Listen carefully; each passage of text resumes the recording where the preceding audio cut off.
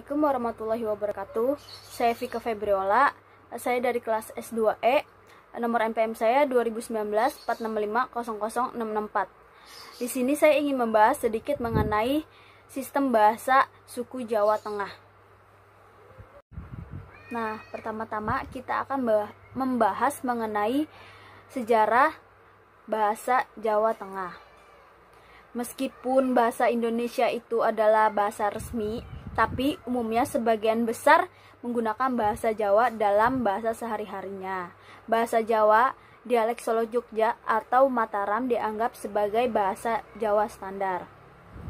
Bahasa Jawa termasuk ke dalam rumpunan bahasa Austronesian yang dimana menjadi bahasa ibu bagi lebih dari 40% penduduk dari populasi masyarakat Indonesia yang tersebar hampir di seluruh penjuru tanah air. Perbedaan berbagai bahasa dan dialek di Jawa Tengah memang tidak terlepas dari proses asimilasi dan akulturasi budaya di Jawa Tengah. Semisal dialek Surakarta yang tidak dipungkiri hampir sama dengan dialek Yogyakarta. Adapun dialek Brebes Barat, perbatasan Cirebon juga berbeda dengan Brebes Selatan, perbatasan Banyumas. Perbedaan tersebut tidak lain karena adanya pengaruh bahasa lain di Jawa Tengah. Adapun dialek Ngapak, menurut berbagai literasi dialek ini merupakan dialek tertua di tanah Jawa setelah bahasa Sanskerta. Dialek inilah yang sampai saat ini tidak tercampur dengan bahasa manapun. Di samping itu terdapat sejumlah dialek bahasa Jawa, namun secara umum terdiri dari dua, yakni Kulonan dan Timuran. Kulonan dituturkan di bagian barat Jawa Tengah, terdiri atas dialek Banyumas dan dialek Tegal. Dialek ini memiliki pengucapan yang cukup berbeda dengan bahasa Jawa standar, sedangkan Timuran dituturkan di bagian timur Jawa Tengah. Di antaranya terdiri atas dialek Mataram, Solo Jogja, dialek Semarang, dan dialek Pati. Di antara perbatasan kedua dialek tersebut dituturkan bahasa Jawa dengan campuran kedua dialek. Daerah tersebut diantaranya adalah Pekalongan dan Kedu. Nah, yang kedua kita akan membahas berbagai macam dialek yang terdapat di Jawa Tengah. Yang pertama itu ada dialek Pekalongan. Terdapat di Kota Pekalongan, Kabupaten Pekalongan, Kabupaten Batang, sebelah timur Kabupaten Pemalang. Yang kedua dialek Kedu, atau maksudnya Kedu, yang terdapat di Kabupaten Magelang, Kabupaten Temanggung, Kabupaten Wonosobo, dan Kota Magelang. Yang ketiga ada dialek Bagelen, terdapat di Kabupaten Purworejo. Yang keempat ada dialek Semarang, terdapat di Kota Semarang, Kabupaten Semarang, Kota Salatiga, Kabupaten Kendal, Kabupaten Demak, dan sebelah barat Kabupaten Grobogan. Yang kelima dialek Muria atau Pantura Timur, terdapat di Kabupaten Jepara, Kabupaten Rembang, Kabupaten Kudus, dan Kabupaten Pati.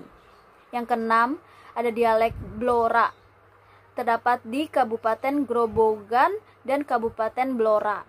Yang ketujuh ada dialek Surakarta, terdapat di Kota Solo, Kabupaten Klaten, Kabupaten Sragen, Kabupaten Wonogiri, Kabupaten Boyolali, Kabupaten Sukoharjo, dan Kabupaten Karanganyar.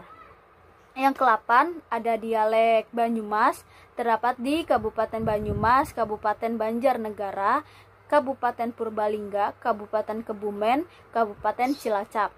Yang terakhir ada dialek Tegal, terdapat di Kota Tegal, Kabupaten Tegal, Kabupaten Brebes, sebelah barat Kabupaten Pemalang. Yang ketiga, yang terakhir, saya akan membahas mengenai fakta-fakta tentang bahasa Jawa Tengah. Yang pertama itu ada bahasa Jawa Tengah memiliki banyak penutur. Seperti setelah disebutkan sebelumnya, bahasa Jawa merupakan bahasa dengan penutur terbanyak di Indonesia. Bahasa Jawa banyak dituturkan oleh masyarakat yang tinggal di wilayah Jawa Tengah, Yogyakarta, Jawa Timur, dan sebagian penduduk di daerah Banten, juga penduduk di sekitaran pantai utara seperti Karawang, Cirebon, Indramayu, dan Subang. Selain di Nusantara, bahasa Jawa digunakan oleh masyarakat yang ada di Suriname dan juga di Aruba, Curaçao, dan Kaledonia Baru. Meskipun jumlah penuturnya tak sebanyak di Suriname, yang mayoritas penduduknya juga bersuku Jawa. Yang kedua itu memiliki dialek atau logat berbeda. Sama seperti bahasa Sunda, bahasa Jawa juga memiliki logat yang berbeda antara satu daerah dengan daerah lainnya. Logat yang tinggal di pesisir pantai utara tentu saja akan berbeda dengan penutur di wilayah Solo dan Jogja yang sangat dikenal lemah lembut. Yang ketiga itu terbagi ke dalam berbagi sastra. Dalam bahasa Jawa terdapat beberapa pilihan penggunaan bahasa Jawa, dan pilihan bahasa Jawa ini memiliki tingkatan yang berbeda, mulai dari tingkatan bahasa yang kasar hingga tingkatan bahasa yang halus. Nah, tingkatan bahasa inilah yang kemudian menentukan kesan hormat dan sopannya si penutur. Dalam kehidupan bermasyarakat di ruang lingkup masyarakat Jawa terdapat 3 ragam bahasa, yaitu Ngoko, Madya, dan Krama. Dan bahasa Krama sendiri masih terbagi lagi menjadi beberapa subbahasa seperti bahasa Jawa Krama Inggil dan Krama Desa.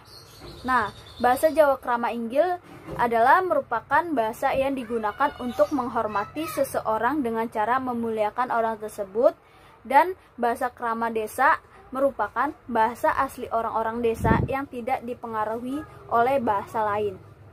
Mungkin sekian saya membahas mengenai sejarah atau sistem bahasa Jawa Tengah. Kurang lebihnya mohon maaf. Wabillahi taufiq wal hidayah. Wassalamualaikum warahmatullahi wabarakatuh.